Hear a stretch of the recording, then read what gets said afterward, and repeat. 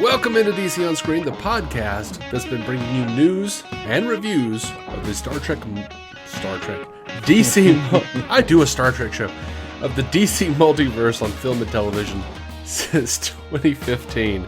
I am your host, David C. Robertson. This is your other host, Jason Goss. The Star Trek, whatever that was. I do Star Trek Universe with I forget what the name was.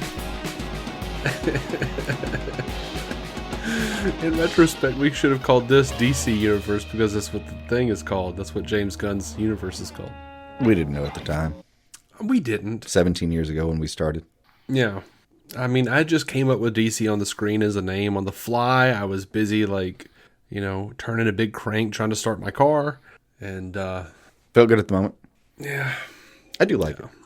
Do you have the correct notes? Do you have DC notes in front of you instead of notes on the card? I do. Okay, cool. I just wanted to double check. This is amazing season 3, though. Picard was fantastic. All right, so let's get it going. Thanks be to our beloved patron saints. $5 patrons will note that there is a new segment in Patreon called Comic Castaways, a show where Jason and I use a random number generator to find obscure characters in the DC Comics encyclopedia and talk about them. So we've only done one episode. I think it's a lot of fun. We had a good time, I thought. Mm-hmm. I enjoyed it. And in that first episode, you get to find out how I kind of had an action figure for a character I'd never heard of. Oh, yeah. But if you're not interested in that, $1 a month gets you every episode ad-free. But of course, regardless of whether you choose to help us out with $1 or $5 a month, your support means the world and keeps the show a-going. Patreon.com/DC on screen. And a little more business before we jump into the news. Our free digital code giveaway for Batman, the Doom That Came to Gotham has ended. Arlo_L, I think you're the only person who hasn't checked in with us yet. We need a way to contact you so we can get you your code. Email us at dconscreen@gmail.com.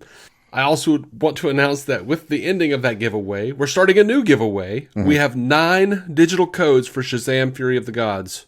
All you have to do to enter is to leave us a 5-star written review on Apple Podcasts or share our show on social media with the hashtag FuryDCOS. That's FuryDCOS. If we have more than 9 people enter, we'll use a random number generator to decide who gets them. So we're going to wear out that generator. I know, man. I like the random number generator. That's how I decide what to eat for lunch. Mm-hmm. They're useful. So let's talk about this Flash trailer. We got 2 new trailers. Kind of. Like we have 2.25 or 1.25 trailers. Right. I mean, we got like the US trailer. Mm-hmm.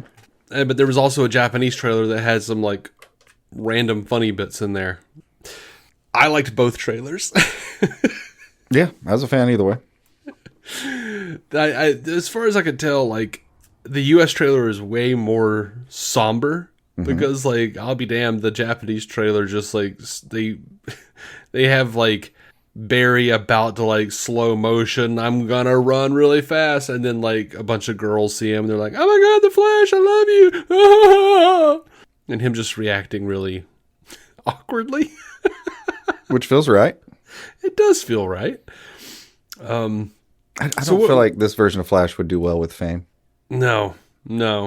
Although I do a little bit miss the, I could not have helped myself. I would have had to stuck something in there where the Flash is hitting on women and being like, I'm the fastest man alive. Mm-hmm. Like in Justice League, the show, the cartoon. Yeah. I don't remember that, but I'm willing to believe it existed there. Oh, it's great. It's like that version is Wally, but he's telling these really bored girls at a diner some story, and he's like, do you know why? And they're like, because you're the fastest man alive. Mm-hmm. He's got like a plate stacked full of hamburgers. That sounds right. It's never going to top the Luthor thing where he pulls the mask off and I don't know who this is. Yeah. Best joke in the Justice League animated universe to me. Oh, I will disagree with you. Was it the Wonder Woman thing?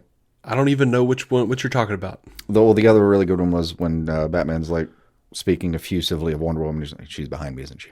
Oh, right now. My thoughts were of one, the runner-up for me is with an episode, I think what is that stupid guy who was part of the New Gods canon and came to Earth banished and became a talk show host? Oh, do you know what I'm talking about? I do. He's one of the people that always he's like on the Desaad level. Yeah. I but forget. in Justice League in the cartoon, they turned him into a Glenn Beck type. Yeah.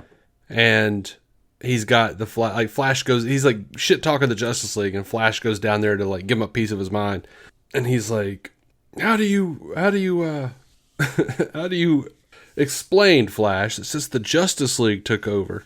50% of marriages end in divorce, and the other 50 end in death. And Flash just doesn't know what the hell to say to that. And the crowd is like, yeah! I love that bit. But my favorite bit is just the entire scene where they go to interrogate the trickster in the bar. And Batman and Orion are like grabbing him and wanting to be a dick. And Flash is like, dude, y'all chill out. Okay. You're off your meds again, aren't you? Hey, Flash, I don't need them anymore. That's not how they work. I remember that. You finish your beer and go back to the asylum, all right? All right. Got me again, Flash.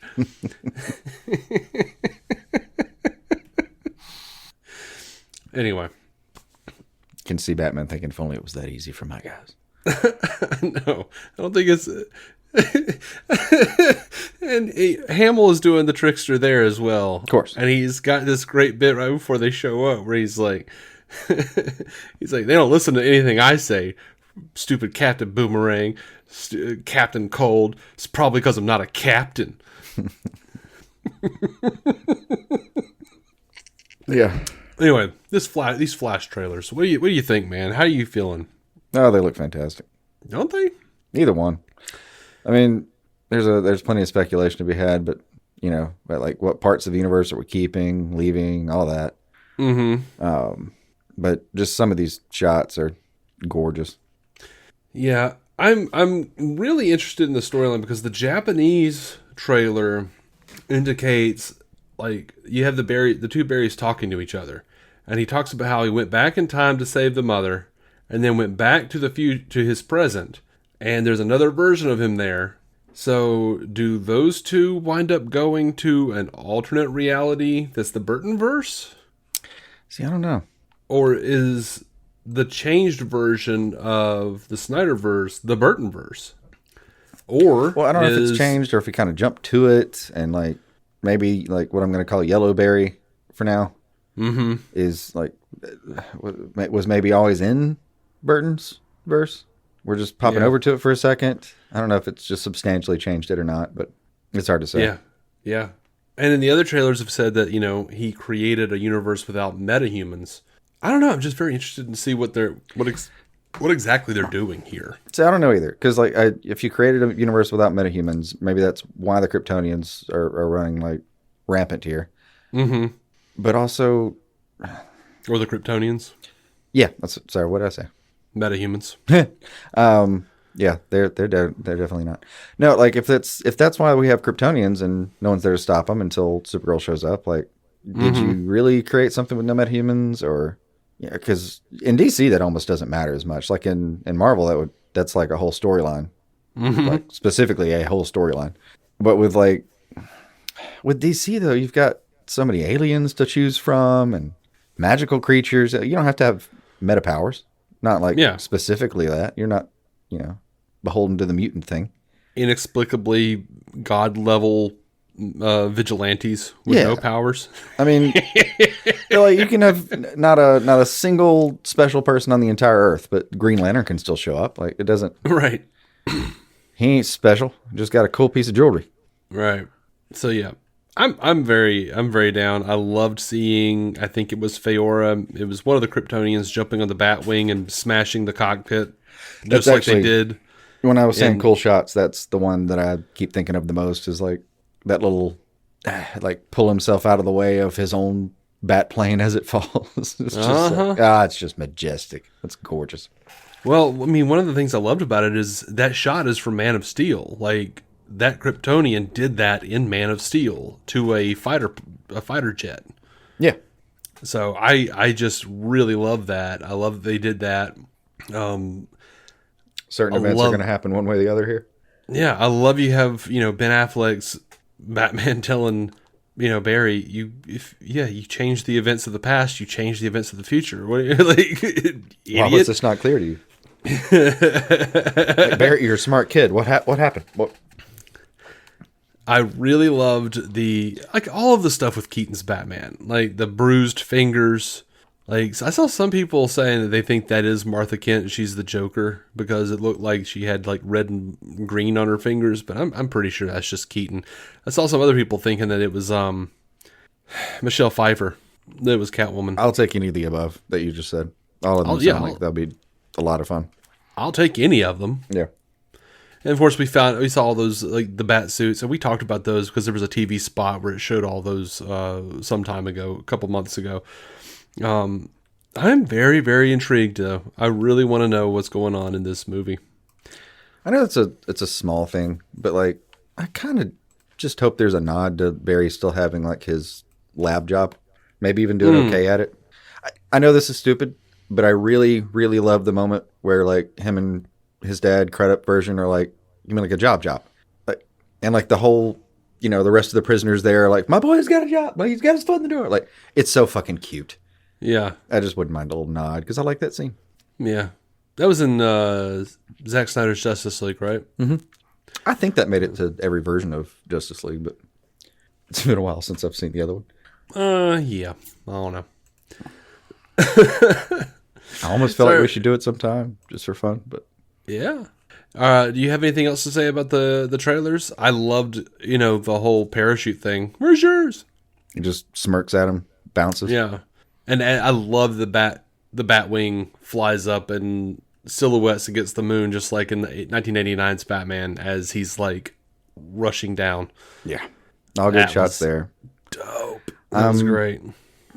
Kind of looking forward to whatever, like, I don't know, I don't know what this is, but it has like a cosmic treadmill feel to it. All the lightning running through everybody. I don't know what that'll end up being, but again, like really gorgeous shots. And like, I'm excited to see where they actually land.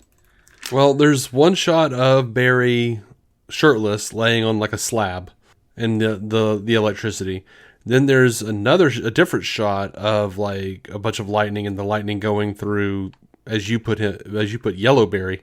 But then there's a third different situation where Barry is in the Flash suit without mask, and he's being it looks like he's being tortured with like this like purple lightning. Yeah. And I don't know what the relationship is going to be between the Flashes here. I mean, you got Yellow Barry is the one that's nobody dies. Mm-hmm. If I had to bet anything, it's that his parents are still alive, and Red Barry's going to say that no, we do have to let that nature take its course, and he's going to fight him on that, and we're going to have a whole thing that way. Yeah. It's the only thing that feels like predictable about what I'm looking at right here. And if he fights him on that, that might turn him into the Black Flash that we're seeing all over the place with the toys and stuff, that we talked about months ago. Yeah, but in the Flash lore, him having the yellow hoodie means so much, right? Like, yeah, because without those toys, I would have thought like, yeah, we're gonna have like a reverse Flash situation going on here. But yeah, with the toys out, that does change things a little bit, which is also, that one's a mild one, but that's why like I don't walk down toy aisles right about this time. I'm sorry, man. Like oh, I'm sorry. It's just, I wish I could just go in a little cube. I've got muted right now on Twitter, and I have to go back and do it again because it's like 30 days, I think. Right now I'm muted on Twitter. I have the word The Flash, several versions of Flash. I even have I'm pretty sure, I don't know if it worked. I'm pretty sure I tried to actually like mute the lightning emoji. Yeah. Just in case. Yeah. And meanwhile, I'm on Twitter, like typing Flash spoilers. I know you bastards saw it on CinemaCon. What are we looking at? What's happening? What are we in for? Yeah. So, by the way, at CinemaCon, the version of the Flash they showed was an unfinished cut. It was a work in progress, not the final cut, but close enough. But apparently, it didn't have any after credit sequences. No stingers, and it actually didn't even have the end credits. And Andy Muschietti, someone asked Andy Muschietti in an interview, like, how does the Flash impact the future DC universe going forward? And he was like, well, as you know, the version at CinemaCon was unfinished, so you haven't seen everything. But let's wait until ask me again after it actually comes out. Yeah. By the way, and I'm aware of this, I want the listeners to be aware, Andy and Barbara did do a whole list of cameos that are not in the Flash. And I read it, and I said, there's no way I'm talking about this on DC on Screen. I am not reading this list of people who are not in it. So just the fact that there was a list of people, I mean, yeah, we've had what? I've seen many iterations of shit. I've seen a ton of rumors about who is, and then recently I've seen little headlines about who isn't. Yeah, it's hard to I'm say. Not naming names on any of this. Yeah, there are going to be characters who do not show up. You can't avoid it. They only have so much time. Yeah, I am not talking about who is or isn't. I'll provide one spoiler right now. Captain Atom will not be appearing. Yeah, in the Flash. Captain Atom. Neither will Detective Chimp. I would actually be really happy if all Detective you Bobo Chimp fans showed are up. super disappointed. I would be really happy if Detective Chimp showed up. I'd be happy if Detective Chimp showed up fucking anywhere.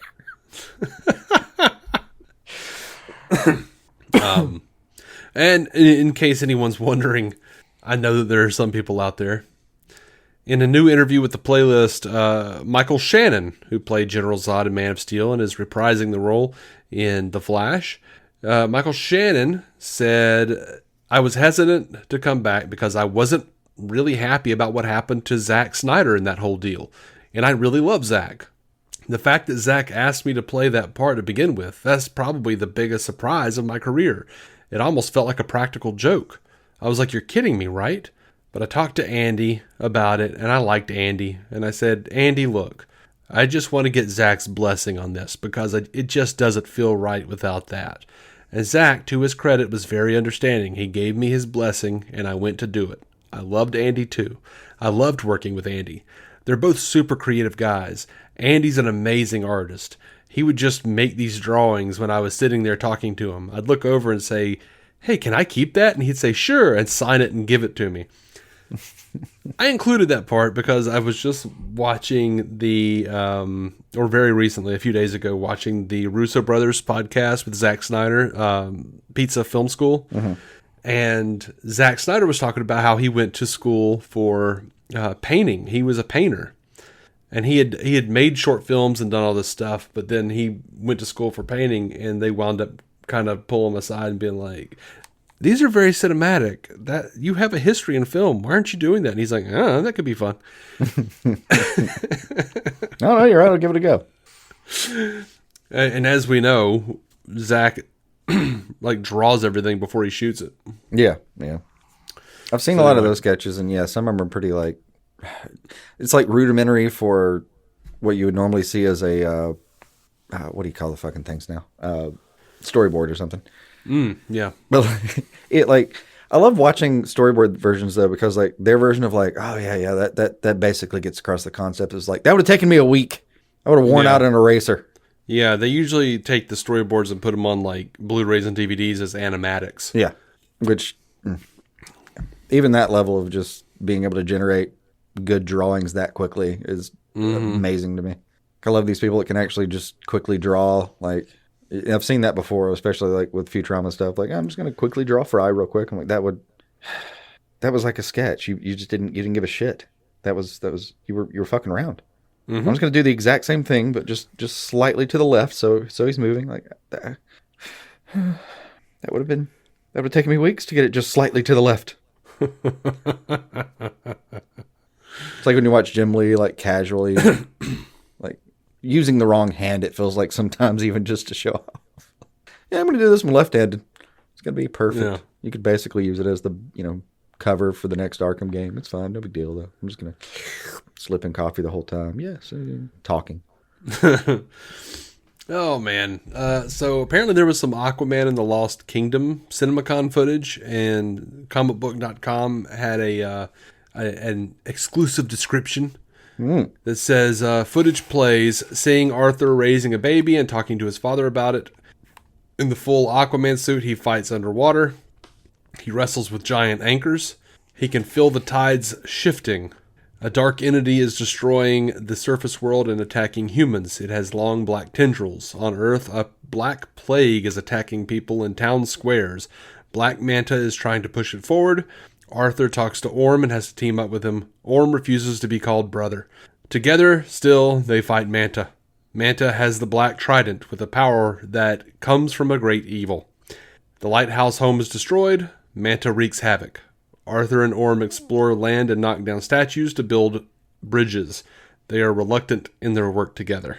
Nicole Kidman is back and involved directly in the action scenes. Ultimately, Orm encourages Arthur to lead. Mera is shown momentarily. Armies are going to war! We had a piece with Mera we couldn't cut out. For story purposes. Yeah. I'll be honest, none of that sounds remotely interesting to me, but I'll watch it when it comes out. I always hope for the best. I mean, it feels true to core for like a lot of the general Aquaman stories. Mm-hmm. Like that's gonna be a very familiar setting. Yeah. And Men's Health is actually reporting they did an interview with Momoa, and they're saying that like Momoa and his writing partner had turned in a 50-page treatment for the sequel, and they're saying that Warner Brothers bought it, but apparently mostly dismissed it. And they didn't say like how much of the treatment was used, or whether or not Jason Momoa and his partner will still get credit. But Momoa was talking to the magazine, and he said, "The reason why I love directing and creating, I don't want to just go like, I'm acting, I'll be in my trailer. I love being able to burn for what I believe in. I've seen some of the most shocking acting performances firsthand and watched them edited, and they were amazing. I wish I could tell you who it was. I'm like, what the fuck? I watched this guy who had to be fucking propped up. They read the lines to him, but this motherfucker killed it when the edit came in and was applauded for it. At that point, I'm like, wow, this shit is made in the edit." Okay, now you are curious, right? Yeah. Who was the guy just phoning it in and the editor saved his ass? I'm like, what? Who was he talking about? We don't know that he was talking about Aquaman. No, I mean, we don't know that it's any part of his career necessarily. It's just like, who got fed 3 tablespoons of heroin? And then later... What? And then later, what's my line? What's fine? Okay, and then like turns it on for a second. Yeah. Yeah, I get him on that though. Yep. I wonder though with the treatment though, it cracks me up. Can you see him like with Momoa sitting there turning it in like, what do you think? And then the guys across the table like whispering to each other, how much would it cost us to buy this real quick and make him feel better? About $25,000. All right, cut the check. It's fine. Man, this is great, Jason. I appreciate you. This is we're gonna digest this day. We're gonna really take this in. I'm taking it home. I'm taking a copy home tonight. Good. Gloria, make me 3 copies. I want the family to read them too. You don't mind, do you, Jason? Okay, thank you. All right. The other part of the other side of that though is like that old bit from The Critic, where he like writes a script for Ghost Catchers 3 or something, and they love it, and he's like, so when does it go into production? And he's like, oh no, this is too good to go into production. What do you mean? Come over here. And he like from the floor, this like glass case comes up full of scripts. And he was like, these are the best scripts ever written. You can't just make these into movies. When you make these into movies, the bar is raised far too high. So he's like, he starts like naming off all these great movies, and then he's like, that never got made, and then he says, Revenge of the Nerds 5. Oh, what are you doing in there? And he pulls it out and he goes, you need to go into production next week.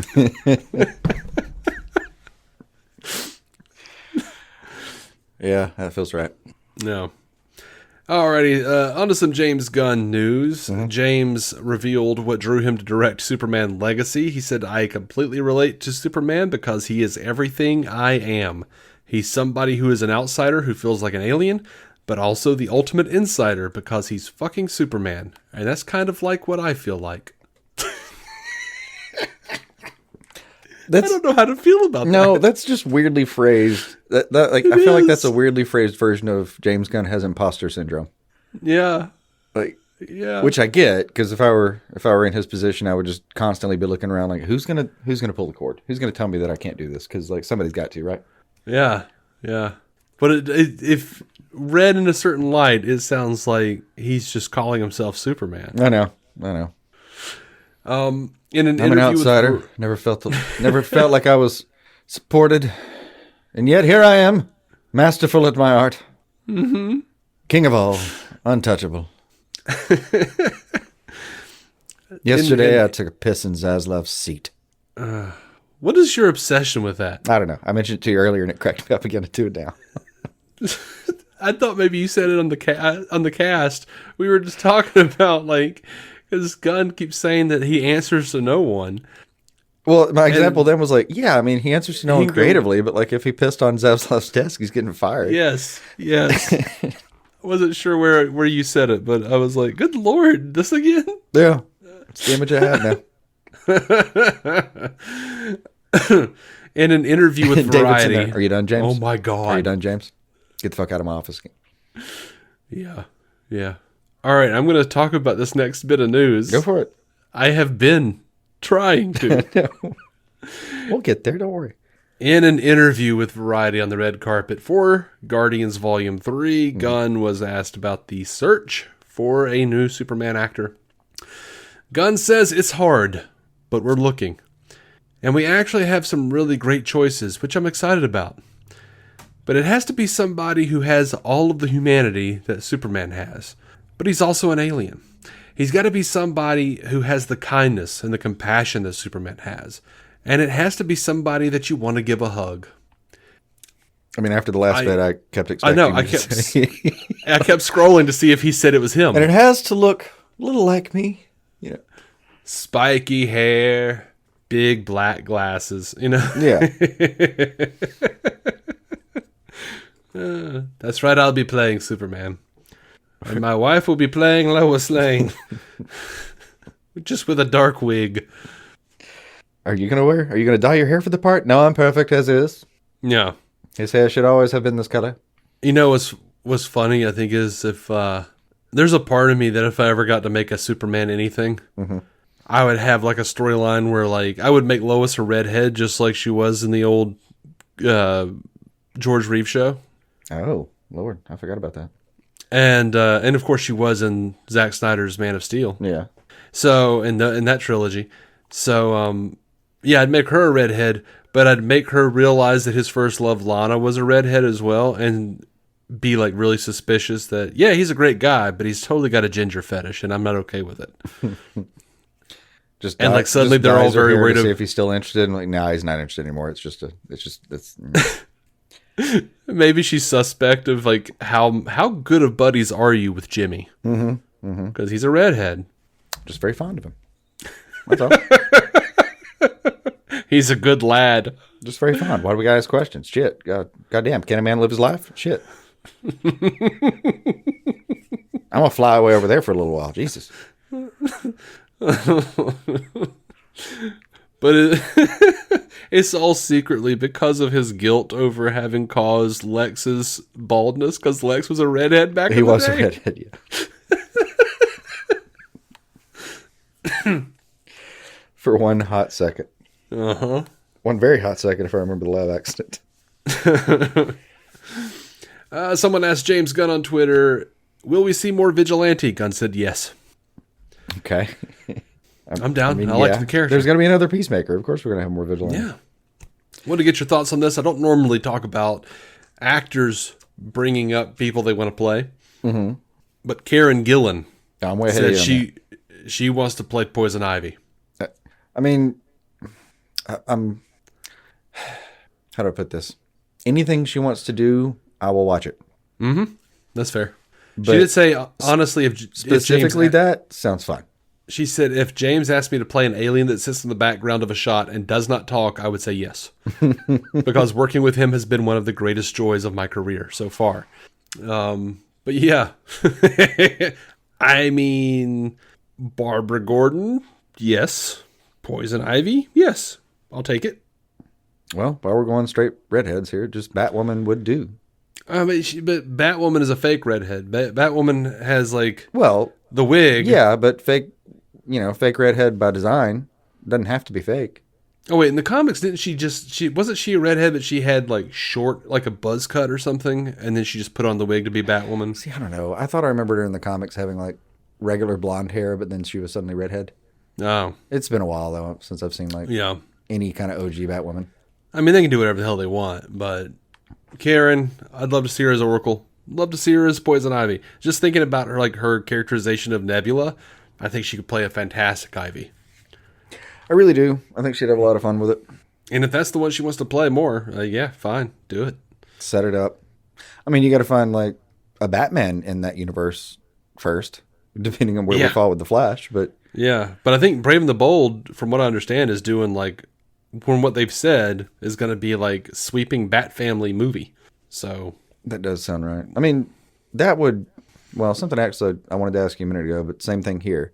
Anything that's Brave and the Bold should have a very sweeping team up feel to it. I feel like that was the spirit of the whole thing. I thought originally, yeah, and definitely the animated series. The whole point was look at all these, it's literally in the title, in the title sequence is all those names in the background of some whole cloth even.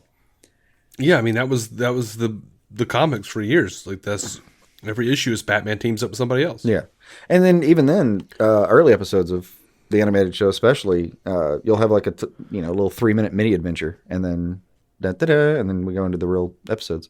Mm-hmm. It started getting a little heavier as far as no, we got real stories to tell. Mm-hmm. And abandoned a little bit of that up front, but it was still. And then after a while, they start using the up front to really start tell stories like Starro. Yeah, they do a whole set up a whole season ender, a whole arc. Just in those little teasers promos. Yeah. Yep. Which was great. Great show if you haven't seen it. Fantastic. Brave and the Bold. On HBO Max, while it's still called that. I'm sure it'll be on Max when it's rebranded. But something I meant to ask you earlier about Aquaman. If I have any expectations for the movie, it's that it's going to be very pretty. Would you not be surprised if it wasn't just gorgeous? Yeah, I expect it to be gorgeous. If I have just one thing that I'm absolutely sure I'm going to walk away thinking is even if I walk away I don't know about that, but it was gorgeous, is at least what I'll say. Mm-hmm. Yeah, I think so. I mean, I wish Aquaman had come out in my early 20s and the I just tried weed for the first time kind of days. That would have been an experience. Yeah, that would have been neat. Yeah. Oh well. But I had the original Star Trek and the old '66 Batman for that back then. So. We did. Hey. We actually did do a fair amount of watching Planet Earth. All right. On TV screens that took 2 men to move. Yeah, I'm glad I wasn't around for that. That shit's boring. I don't want educational things. Depends on state of mind. Yeah, maybe. Anyway, I wanted to get your take on this as well. There was a tweet on Thursday. Bruce Campbell retweeted a fan asking DC Studios to contact him for a Kingdom Come project with the image of the Kingdom Come Superman attached. And Bruce retweeted it and said, DMing my number. So apparently Bruce Campbell's interested in playing Kingdom Come Superman. What do you think? You think you should do it? Oh, I'd watch the shit out of that. I would too. And it never occurred to me. We were talking about it the other day, but as a live action version of this, if they actually do It's not Gods and Monsters. What's the freaking Creature Commandos? If they did like Yeah. Frankenstein, oh please, Oh, please what? please let Bruce do Frankenstein. That sounds fantastic. No. They've already got David Harbour. I know. I don't mean voice. I mean like if you did like a live action version. Oh, I mean, they will do a live action version, but they'll do it with David Harbour. Yeah, they probably will too. It's not that. I hate that David Harbour came along and took that because he's not bad either. No, he's not bad. Damn, He's just really, as soon as you mentioned that, I saw him as Frankenstein. Now I'm into it. You know what I keep thinking for Bruce, though? Jonah Hex. Oh, he would make a great Jonah Hex. Back in his younger days, he would have been a fun Booster Gold. Back in his younger days, he would have been a fun lots of things. Yeah, I know. Like, there's a version where I would love to see his Superman. Like young Superman. Like Army of Darkness days. Yeah. The original? He could have been a lot of fun. Yeah. The third.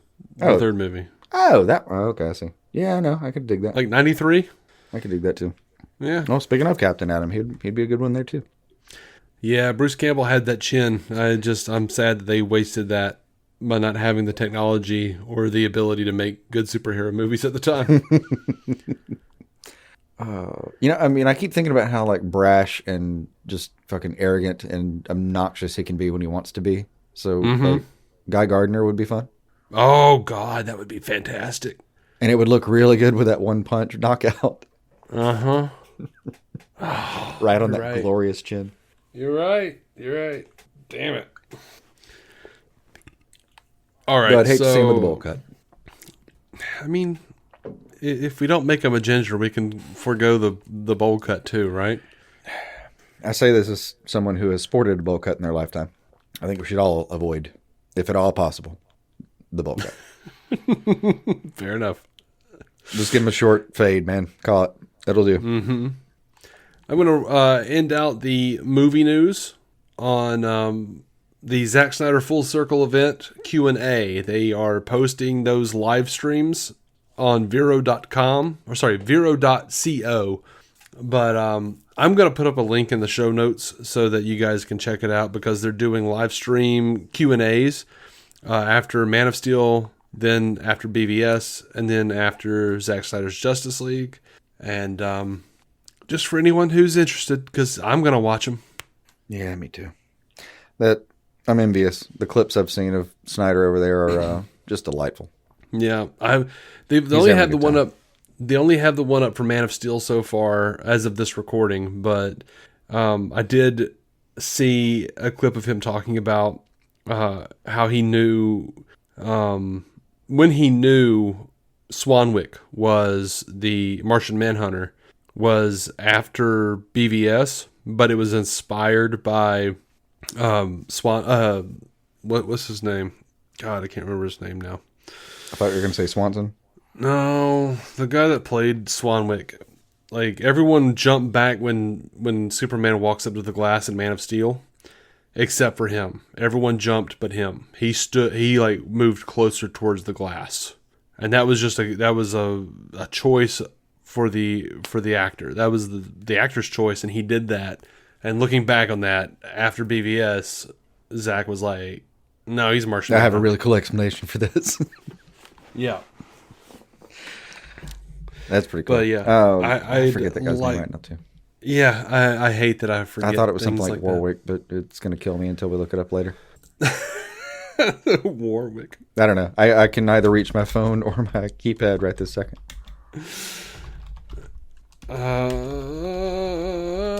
Harry Lennox. God. I do. Yeah. I always thought that sounded like such a musical name. Harry Lennox. Yeah. Yeah, I can see it.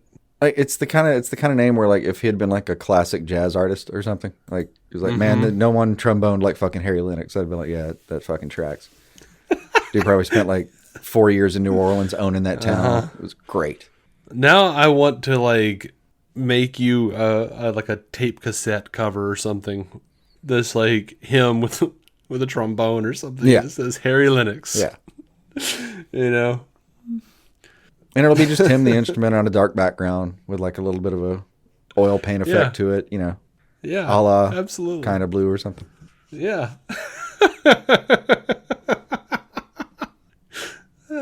Don't be surprised if I make up a fake album cover of that someday. Yeah. one of the songs Specifically is for you. when the Saints come marching in. His cover of it has to be. Yeah. Oh God. Do they come marching in or go marching in? I don't fucking remember. Yeah. Guess they have to come in. All right. Well, we're gonna go out for just a second. Mm-hmm.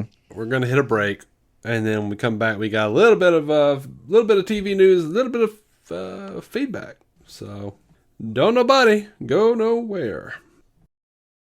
CuriosityStream is the streaming service for people who want to know more. And now check out Curiosity's new series, Queens of Ancient Egypt. When pharaohs held the throne, their wives held the power. We see her taking precedence over the pharaoh, an absolute mastermind. All hail the queens. This is unprecedented. Watch Queens of Ancient Egypt now on CuriosityStream. With monthly, annual, and bundled plans, find the one that works for you at CuriosityStream.com. It's important to properly dispose of unwanted medication or sharps. MedProject offers free and convenient disposal options near you. To learn more, call 844-MED-PROJECT or visit medproject.org. We are back. And, a while back, we got the news that Batman Caped Crusader was actually had gotten bought by Prime Video. And we did get confirmation this week from Prime Video that they are doing 2 seasons at least of Batman Caped Crusader from Ed Brubaker and J.J. Abrams and Matt Reeves, and we know Mark Bernardin is going to be working on it. So they're at least getting 2. Bruce Timm, we're getting 2 seasons of that. They also announced the acquisition of the animated holiday film Merry Little Batman and its spin-off series Bat Family. Interesting. And what that is, Merry Little Batman is a lighter take on Batman. It follows a younger version of Damian Wayne, who has adventures alone in Wayne Manor on Christmas Eve. Naturally, he dubs himself Little Batman to protect his home of Gotham from various supervillains trying to ruin the holidays. In Bat Family, the adventures of the young hero continue with his entire ensemble along for the ride. I don't know how that's going to be, but I'll probably look at it. I'll probably check it out. Yeah, I'll probably take a look. It sounds cute. It sounds like the kind of thing that I'll end up watching with my kid. Mm-hmm. And, man, I wish you could just borrow one of those sometimes just for the excuse of like, no, I was just watching with my kid. And it was pretty good. I mean, I don't need a kid to watch it. I mean, that's the other major point is like, we're adults and who gives a fuck. Right. But you'd be amazed how many things you run across where you're like, I'll be damned. That's okay. I would not have known about Bluey. Yeah. I say that, but that has such a following at this point that there's a chance I would still have known about and be watching Bluey. I mean, yeah. But then, I don't know anything about Bluey except for what you tell me. But I am an adult who is relatively well versed in the adventures of Apple and Onion. Yeah. Which is fantastic, and I recommend to anyone. I won't even say, if you have a kid. I'll say, especially if you're an adult who doesn't have a kid. Mm-hmm. Yeah. It is Richard Iowati. It is delightful. I tried to get, sounds bad. There was I think it's called a lithograph effect, where like on the vinyl, it's anything. When it turns, it makes motion. Mm-hmm. But I think, so there's a record store day version of like the second Bluey vinyl. Mm-hmm. And my wife was in Dallas, I was in Birmingham, and between us, we could not find that it was sold out, gone. Like, yeah. After we found out it was sold out, I ordered the Amazon Prime regular version, the basic bitch version, because I wasn't special enough to be able to get there in time. And it was supposed to be like Prime Video, and they're like, yeah, it'll be there in June, or Prime shipping or whatever. Like, yeah, we got Good you. Lord. I just need about a month. Good you Lord. said 2 days. Yeah, I need about a month. Okay. My daughter doesn't even know it's coming. I don't care. It's fine. Yeah. So we were remiss. Andre Sparks reminded us that we didn't talk about Oliver Queen doing the final Arrowverse crossover on The Flash this past week. You're right. We didn't talk about that. We forgot. You're all right. Part of the forgetting is like I'm just kidding. I'm not currently watching anything on CW. I haven't been for a few years now, frankly. It's one of those, like, no offense, but I just haven't found the time. I was excited to see he was coming back, and I will bet the house on this that was probably a very emotional scene, because I have seen the hug. I've seen little clips of the hug, and I bet it was amazing. Yeah, I haven't seen that. I don't know. Just buckets of tears on set, I'm sure. On set, yeah. I mean, if I was still watching like I used to, I'd probably choked up about just the whole thing in general. If I were still watching like I used to, I'd be like crying buckets of tears of boredom. But that was a little bit of why I couldn't get back at the time. I know. Honest to God, when you most only of my have problems, a little bit of time, you just don't want to. I know. Well, here's the problem though that happened eventually is like I got on a spiritual level exhausted with the fucking CW app. Yeah. I could not. Like I don't watch cable. I don't actually have cable. I can't be in a certain place long enough to watch anything at a certain time. That's just not how my life works anymore. So I have to use the apps and stream whatever. And the CW app is the most loathsome creature in the history of streaming. It's fucking awful. I don't know that it's the worst, but it's pretty bad. In my experience, it is. I just, if there's another one that's out there that is worse, I'm curious. CW Seed. That was better because at least there were no commercials. But the problem with the CW app that I had above all is the commercials. And it's not so much that you couldn't skip them because, like, okay, you're a free app, so I get that you have to make some money. It's that you couldn't skip them and it was the same goddamn fucking 3 commercials every time. Or the same commercial like 10 times. Like over and over and over and over. I think I've said this. I'm sure I've said this before. That app made me want to start smoking in spite of those fucking commercials. Like what killed me, one of the things that really bugged me was like the episode you were watching would end and they just transfer you over to CW Seed. Yeah. Like all of a sudden you're like, what am I watching? Why is there like a 90s cheerleading show on? I don't understand. What about me watching Legends of Tomorrow, The Flash, and Batwoman made you think I wanted to watch a cheerleading show set in the 90s? Honestly, it was because it was one of the best shows they had on that app, and that one of the leads is in iZombie. Oh. I know that part of it. It genuinely, like, yeah, I lost a little bit of interest at a certain time. Like, the show quality drooped for a second. Just in certain areas. Crashed and burned? I don't know if it got better or not, so I won't even judge. I'll abstain for the moment. But I do know it drooped for the moment. And then there was also for me it was like 2020. I was like at home with the kid, didn't have time to watch anything other than Sesame Street. So I had like some personal delays. And then the CW app was so frustrating I just couldn't do it anymore. And this is what I kept saying is like if you just give me a paid version of this fucking app, I would give you $5 a month. 100%. Mm-hmm. But the other major issue they had with keeping me was like, yeah, you could watch and this is where I'll finally watch them is on Netflix. Like, yeah, you can watch them, but you have to wait until 8 days after the season finale. Yeah. So I couldn't even stay in touch with the news to keep excited about things because then I would have spoilers. So just altogether, the formula was that there was no mechanism like by which I could stay engaged with that product after a while. Yeah. And I just got burnt out on bad TV. I just got burnt out on bad TV. Like I hate to say it. The last thing I enjoyed from the CWDC stuff was Legends of Tomorrow, and they killed it on a cliffhanger. I was still enjoying Legends, and I'm sure it died on a cliffhanger. Of course it did. It's still worth watching. Still fantastic, but oh my god. And I will finish The Flash. Definitely. I'll finish all of it eventually. I just need some time. Superman and Lois should be on the top of your list, though. I tried to go back for that. Did make it through a lot of it, and still had the same fucking issue, though, as far as, like, I don't have time to watch these commercials. Oh, I think it's all on Max now. I know. It transferred a little bit. Now we're just... now we're at more of an issue of getting back to things. Well, Season 2 isn't on Max yet, but the first season is all on Max.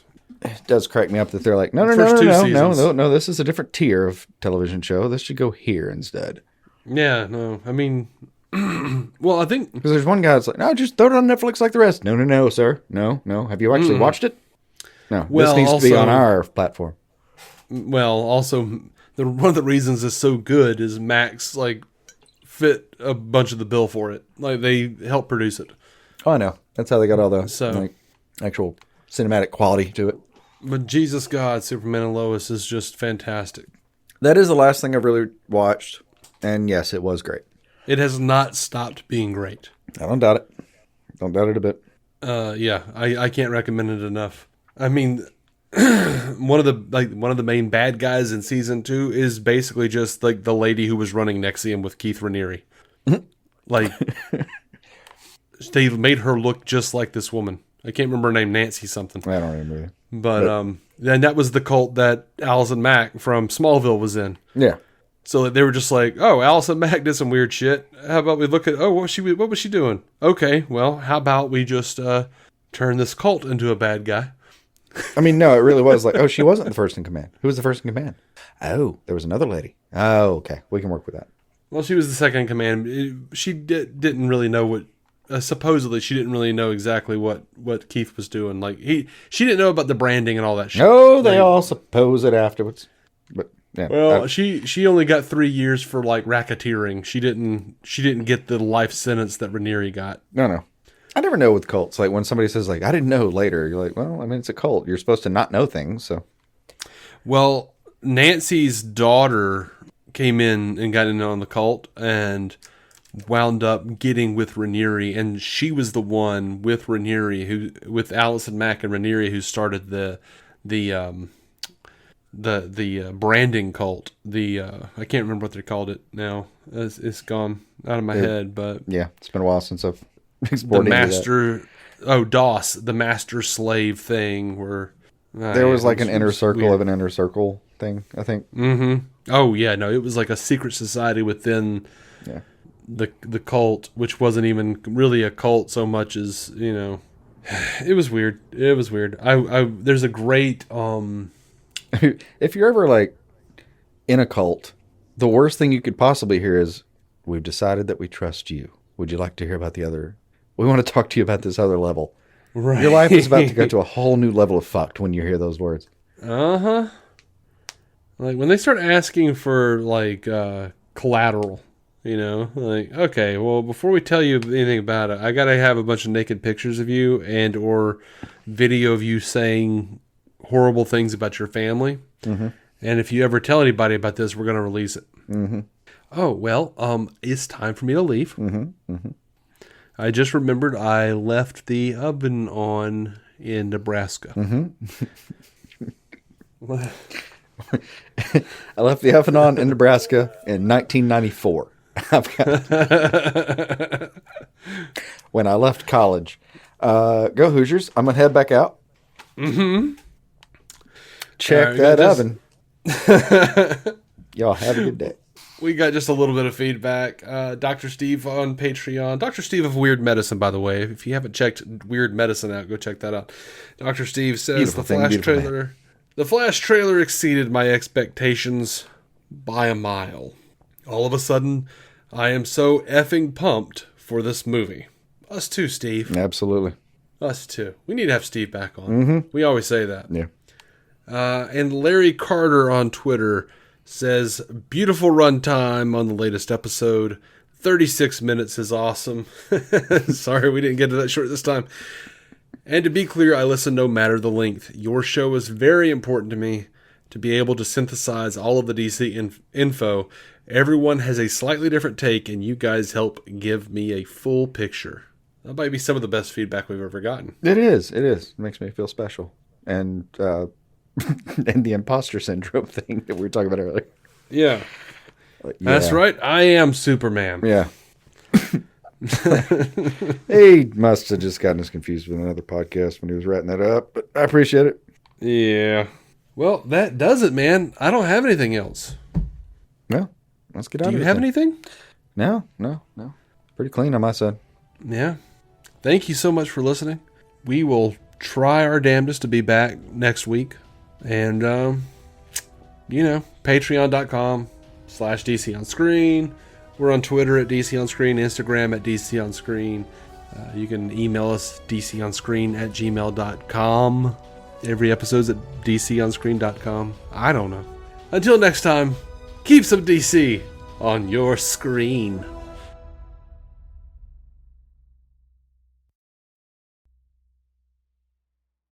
Our intro music is by Jason Goss and Michael Shackelford.